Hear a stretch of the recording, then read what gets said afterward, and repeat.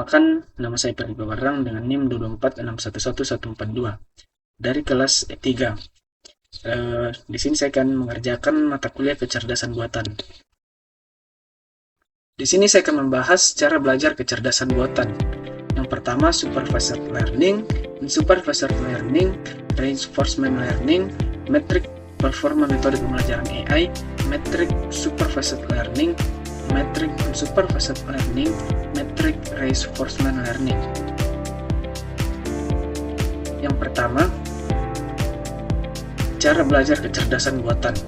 Kecerdasan buatan atau artificial intelligence atau AI adalah bidang ilmu yang membuat komputer mampu berpikir, belajar, dan mengambil keputusan layaknya manusia. Dalam proses pembelajarannya, terdapat 3 pendekatan utama, yaitu supervised learning, unsupervised learning, dan reinforcement learning. Ketiga pendekatan ini memiliki tujuan dan mekanisme kerja yang berbeda, namun semuanya berperan besar dalam perkembangan teknologi modern. Di sini kita membahas yang pertama, yaitu supervised learning. Supervised learning adalah metode pembelajaran di mana model belajar dari data yang sudah diberi label. Artinya, setiap data memiliki jawaban yang benar dan model dilatih untuk mempelajari hubungan antara input dan output tersebut. Contohnya seperti ketika kita belajar dengan guru-guru, memberi contoh soal sekaligus jawabannya, lalu kita belajar meniru pola penyelesaiannya. Kemudian cara kerja supervised learning. Yang pertama, data dikumpulkan dan diberi label. Yang kedua, model dilatih untuk memetakan input ke output. Yang ketiga, model menghitung kesalahan atau error dengan membandingkan prediksi dengan label. Yang keempat, model diperbaiki secara bertahap hingga prediksinya semakin akurat. Yang kelima, setelah dilatih, model mampu memprediksi data baru yang belum pernah dilihat sebelumnya. Contoh implementasinya yaitu yang pertama, sistem deteksi spam email, yang kedua, pengenalan wajah pada smartphone, yang ketiga, prediksi harga rumah, yang keempat, deteksi penyakit dari gambar Röntgen. Kemudian masuk ke supervised learning. Berbeda dengan supervised learning, supervised learning bekerja dengan data yang tidak memiliki label. Model diminta untuk menemukan pola tersembunyi, mengelompokkan data yang mirip, atau menyederhanakan struktur data yang kompleks. Cara ini mirip seperti ketika kita diminta mengelompokkan berbagai barang tanpa harus diberitahu nama kelompoknya. Kita harus mencari pola sendiri. Kemudian cara kerja unsupervised learning. Yang pertama, model menerima data tanpa label. Yang kedua, model mencari kemiripan atau hubungan antar data. Yang ketiga, model mencari kemiripan atau hubungan antar data. Yang keempat, hasil akhirnya berupa pengelompokan, visualisasi, atau pola baru dari data.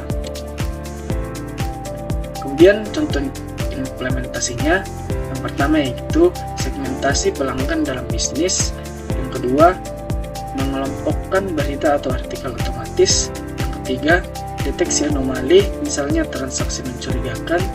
Yang keempat, rekomendasi produk berbasis kemiripan pengguna.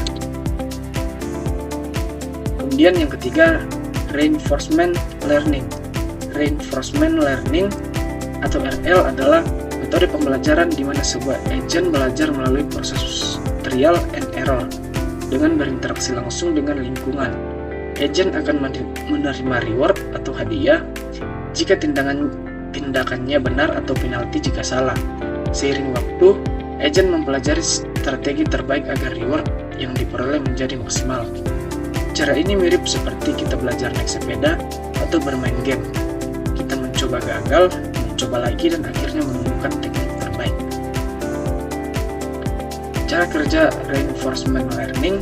Yang pertama, agent melakukan aksi terhadap lingkungan. Yang kedua, lingkungan memberi respon berupa reward atau penalti. Yang ketiga, agent memperbaharui strategi berdasarkan hasil aksi sebelumnya. Yang keempat, proses diulang hingga agent menemukan strategi optimal. Contoh implementasinya yaitu robot yang bergerak mandiri. Yang kedua, sistem game AI seperti AlphaGo. Yang ketiga, kendaraan otonom yang belajar berkendara.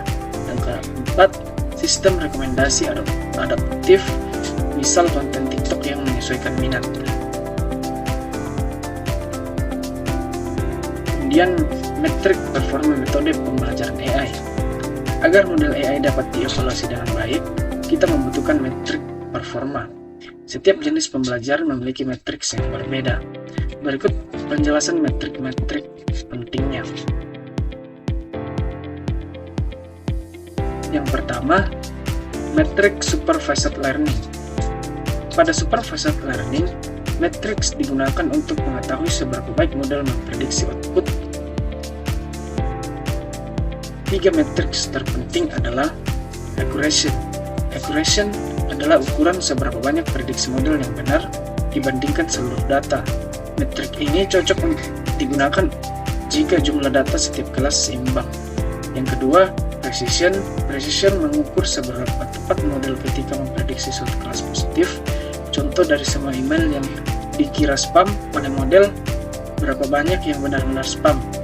Precision penting untuk kasus yang salah prediksi positifnya berbahaya, seperti diagnosis penyakit. Yang ketiga, recall. Recall mengukur seberapa banyak data positif yang berhasil ditemukan oleh model. Artinya, recall fokus pada mencari semua data yang seharusnya terdeteksi. Recall penting ketika melewatkan data positif itu sangat berisiko, misalnya mendeteksi penyakit kanker. Kemudian yang kedua, metrik unsupervised learning. Pada unsupervised learning tidak ada label, jadi metriknya melihat kualitas pola atau cluster yang terbentuk. Di sini terbagi dua. Yang pertama, Silhouette-Shocker. Silhouette-Shocker mengukur seberapa baik suatu data berada di dalam clusternya dibandingkan dengan cluster lain. Nilai tinggi berarti cluster rapi dan jelas terpisah.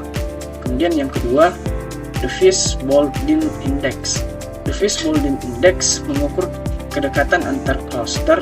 Semakin kecil nilainya, semakin baik kualitas clustering. Karena clusternya jauh dan tidak tumpang tindih. Kemudian, metrik reinforcement learning. Pada reinforcement learning, performa dilihat dari seberapa baik agent mendapatkan reward. Yang pertama, cumulative reward. Total reward yang dikumpulkan dalam satu episode atau periode pembelajaran. Semakin tinggi cumulative reward, semakin baik strategi agent. Yang kedua, average reward. Rata-rata reward yang diperoleh agent dalam jangka waktu tertentu. Average reward penting untuk melihat stabilitas performa agent dalam jangka panjang.